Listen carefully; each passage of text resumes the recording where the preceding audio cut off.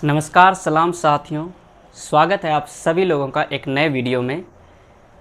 पिछली वीडियो में हमने बात किया था कि इसी चैप्टर के बारे में ठोस अवस्था। दो वीडियो, पहली वीडियो में हमने सिलेबस की बात किया था, दूसरी वीडियो में हमने कुछ टॉपिक को किया था। आज की टॉपिक जो उससे आगे होंगे, ठोस अवस्था की जो हमने पिछली क्लास में पढ़ा था, क्रिस्टलीय ठोस और अक्रिस्टलीय ठोस के बारे में अच्छे से अध्ययन कर लिए थे। तो आज इसके अगले टॉपिक की तरफ बढ़ते हैं। पहला टॉपिक जो हमारा है, सबसे पहले जो है क्रिस्टलीय ठोस का वर्गीकरण। क्रिस्टलीय ठोस और अक्रिस्टलीय ठोस में हमने अंतर या को उसको अच्छे से समझ लिया था। आज उसी क्रिस्टलीय ठोस का वर्गीकरण करेंगे। वर्गीकरण में हम सबसे जानेंगे कि ये जो वर्गीकृत किया गया है क्रिस्टलीय ठोस किस रूप में किया गया, मतलब आपको देखने को कैसे मिलता है। सबसे पहला जो हमें देखने को मिलता है आयनिक ठोस, दूसरा हमारा जो मिलता है सहसंयोजी या नेटवर्क ठोस, और हमारा जो आणविक ठोस और धात्विक ठोस। इन चार ठोस आपको क्रिस्टलीय ठोस में देखने को मिलेंगे। या तो आयनिक जो कि धनायन या ऋणायन से बने होते हैं, और सहसंयोजी जो नेटवर्क का निर्माण करते हैं उससे बना हुआ होता है, या आणविक जो अणुओं से मिलकर बना होता है। धात्विक जो मेटल का बना होता है उसी को क्या कहते हैं, धात्विक ठोस कहते हैं। तो सबको एक एक करके हम जानते हैं क्या होता है। सबसे पहले आयनिक ठोस। आयनिक ठोस में हम बात किए थे अभी थोड़े, धनायन और ऋणायन से जो मिलकर बना होता है, तो जिसके अवयवी कण आयन होते हैं। क्या होते हैं? आयन, मतलब जो धनायन और ऋणायन से मिलकर बना होता है। धनायन और ऋणायन से मिलकर जो बना होता है उसी को कहते हैं आयनिक ठोस, जिसके अवयवी कण आयन होते हैं। आयन मतलब धनायन और ऋणायन। ये स्थिर वैद्युत बल से चिपके होते हैं। स्थिर मतलब एक तरह से मजबूती बल, ठीक है ना, मजबूत वाले बल से चिपके होते हैं।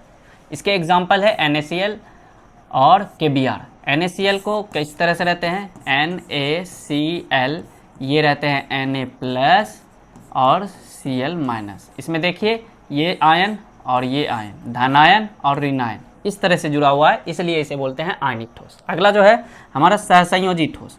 सहसंयोजी ठोस जो होते हैं वो अधातुओं के बने होते हैं। अधातुओं के बीच सहसंयोजी ठोस होते हैं और वो आपस में मिलकर एक नेटवर्क का निर्माण करते हैं। किसका निर्माण करते हैं? नेटवर्क का। देखिए क्या कहते हैं, इसके अवयवी कण जो होते हैं वो परमाणु होते हैं जो अधातु के बने होते हैं।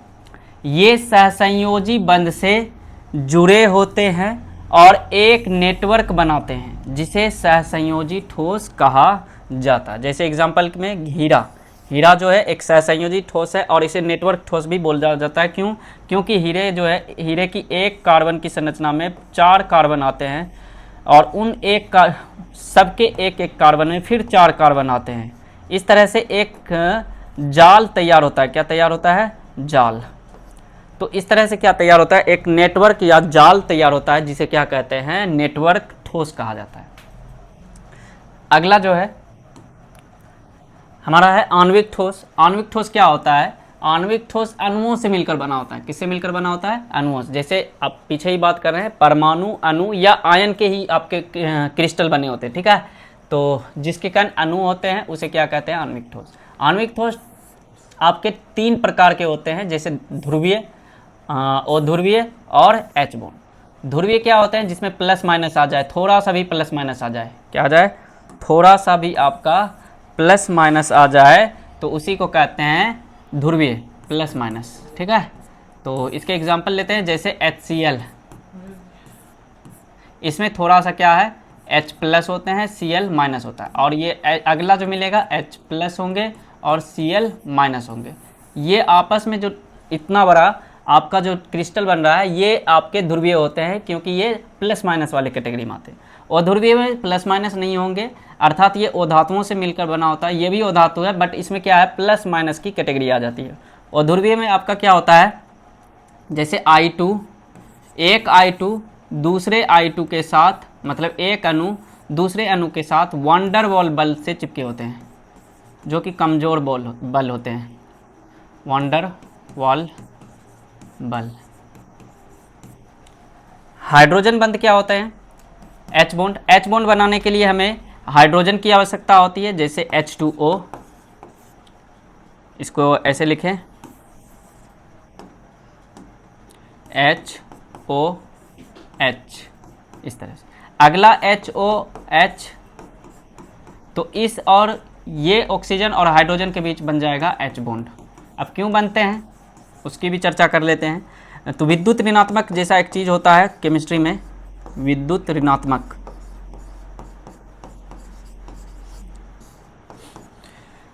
जो सबसे ज़्यादा विद्युत ऋणात्मक होते हैं इसे फॉन्सल ब्री भी बोलते हैं, जैसे fluorine, oxygen, nitrogen, chlorine, bromine, iodine, ये होते हैं आपके सबसे ज़्यादा विद्युत ऋणात्मक। क्या होते हैं? जो दूसरे के इलेक्ट्रॉन को अपनी ओर खींचते हैं उसी को कहते हैं विद्युत ऋणात्मक। मतलब खींच के अपनी ओर लाएगा तो आने वाले पे प्लस आएगा और देने वाले पे क्या आएंगे? प्लस होंगे, और लेने वाले पे माइनस होंगे, इसलिए बोलते हैं विद्युत ऋणात्मक। जो लेता है वो माइनस में चला जाता है, जो देता है वो प्लस में। जैसे ऑक्सीजन है, ऑक्सीजन सबसे ज़्यादा विद्युत ऋणात्मक है, तो थोड़ा सा इसमें नेगेटिव आ जाएगा, हाइड्रोजन थोड़ा सा देगा, थोड़ा सा पॉजिटिव आ जाएगा। इसमें भी देखो ध्रुवीय के जैसा है, पर ये H बॉन्ड बना लेता है। क्या बना लेता है? H बॉन्ड, ठीक है। और H बॉन्ड बनाने के लिए एक हाइड्रोजन होना चाहिए, दूसरा आपके विद्युत ऋणात्मक तत्व होने चाहिए। तो उम्मीद करते हैं समझ में आ गया होगा। अगले बढ़ते हैं। धात्विक ठोस। धात्विक ठोस जो होते हैं वो इसके अवयवी कण धातु होते हैं, अर्थात मेटल होता है इसके अवयवी कण, ठीक है ना। मतलब एक Fe को मान ले, Fe, ये आपके धातु, मतलब एक छोटे से लोहे का टुकड़ा वो भी Fe है, और एक बड़े से लोहे का टुकड़ा वो भी Fe है। अब वो Fe कैसे जुड़े होंगे? तो मान ले ये लोहे का टुकड़ा है और इसमें ढेर सारे Fe है, मतलब लोहा है, और एक लोहे 2 इलेक्ट्रॉनों का दान करते हैं।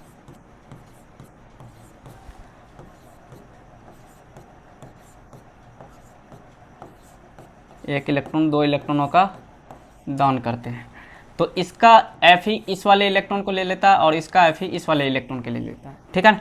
मतलब Fe दूसरे इलेक्ट्रॉन लिया, ये Fe तीसरे वाले का इलेक्ट्रॉन लिया, तो इस तरह से आपस में ही अपने इलेक्ट्रॉनों का आदान प्रदान करके एक मजबूत धातु बना लेते हैं, जो कि मेटल कहलाते हैं। क्या कहलाते हैं? मेटल, जो कि हमारा धात्विक ठोस होता है। चलिए, उसके बाद हमारा है क्रिस्टल। क्या होते हैं? क्रिस्टल। देखिए, अवयवी कण हमेशा बोल रहा हूँ, अवयवी कण जब भी बोलूँ तो परमाणु, अणु या आयन। अवयवी कणों को नियमित अवस्था में एक निश्चित क्रम में जोड़ा जाता है तो उसे क्रिस्टल कहा जाता है। मतलब इसे निश्चित क्रम में जोड़ा जाता है। मतलब मैं यहाँ पे परमाणु ही ले रहा हूँ कि Na प्लस Cl माइनस, फिर Na प्लस Cl माइनस, फिर Na प्लस, फिर Cl माइनस, एक निश्चित क्रम में जोड़े तो एक क्रिस्टल का निर्माण होता है। अब क्रिस्टल जालक क्या है? ऐसे बहुत सारे क्रिस्टल आपस में मिलेंगे तो क्या बनाएंगे? क्रिस्टल जालक बन जाएगा। क्या बन जाएगा? जालक। अनंत बिंदु, मतलब अनंत बिंदुओं तक इसको जोड़ना है, अनंत बिंदुओं तक जोड़ना है, जो कि परमाणु, अणु या आयन होते हैं, उसकी नियमित व्यवस्था को क्या कहते हैं? क्रिस्टल जालक कहते हैं। ये क्रिस्टल को ही अनंत तक जोड़ दीजिए, जहाँ तक जोड़ना है उसी को क्या कहते हैं? क्रिस्टल जालक कहते हैं। ज़्यादा कुछ है नहीं। त्रिविम जालक में प्रत्येक बिंदु अन्य बिंदु के बिल्कुल समान होता है। मतलब ये त्रिविम है, त्रिविम जालक में जितने भी बिंदु होंगे वो सारे के सारे अन्य बिंदु के समान होंगे। जैसे यहाँ पे दिखा है, एक ऐसे जुड़ा होगा,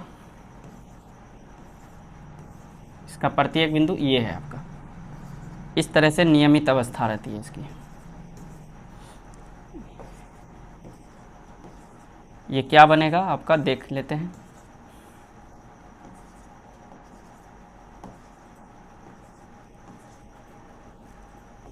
चलिए एक को बनाते हैं। ये देखिए, एक घन बन के तैयार हुआ। ऐसे बहुत सारे घन मिलके हमारे क्रिस्टल जालक का निर्माण करते हैं। आगे पढ़ाई होगी इसकी, क्या होता है ऐसे, इस तरह से इसको यूनिट सेल भी बोला जाता है। देखिए आ गई यहाँ यूनिट सेल, इकाई सेल या एकक कोष्ठिका। यूनिट सेल मतलब आपका त्रिविम समूह का वह बिंदु जिसे बार बार दोहराने से संपूर्ण क्रिस्टल बनता है।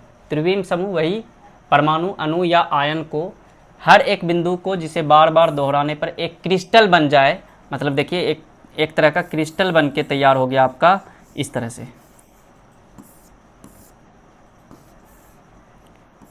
इस तरह से आपका क्या बन के तैयार हो गया, क्रिस्टल बन के तैयार हो गया। इसी को क्या बोलते हैं, इकाई सेल। इकाई सेल मतलब अलग एक करके देखा जाए तो ये है आपका इकाई सेल, ये है, इसी को बोलते हैं यूनिट सेल।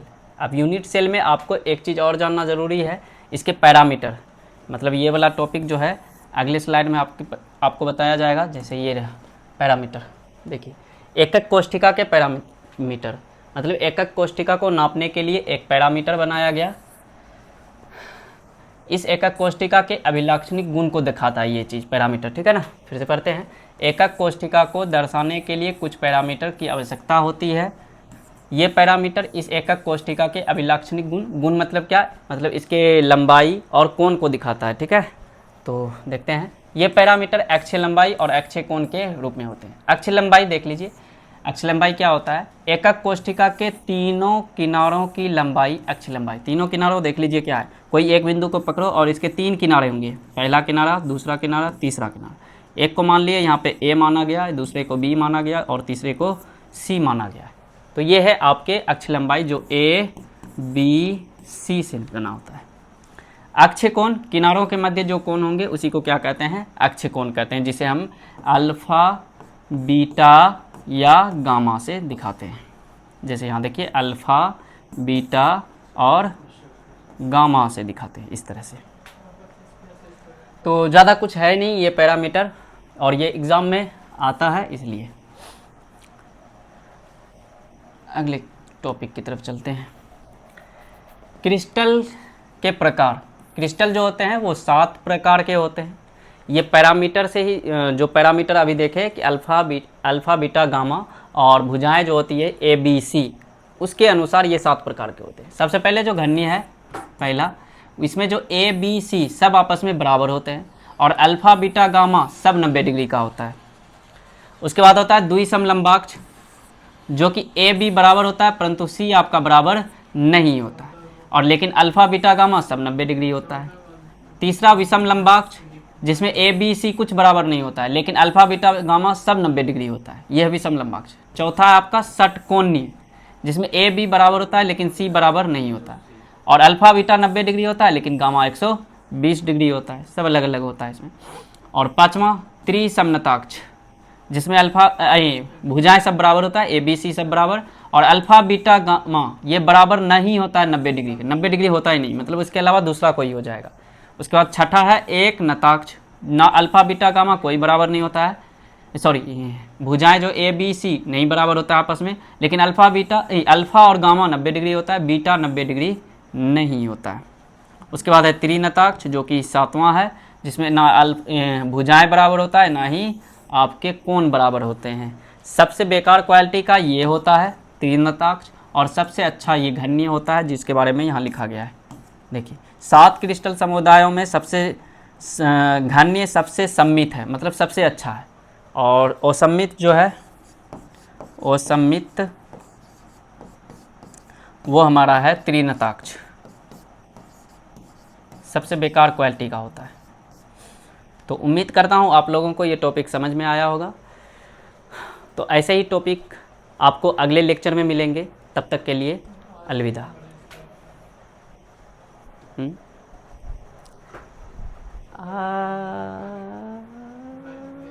यो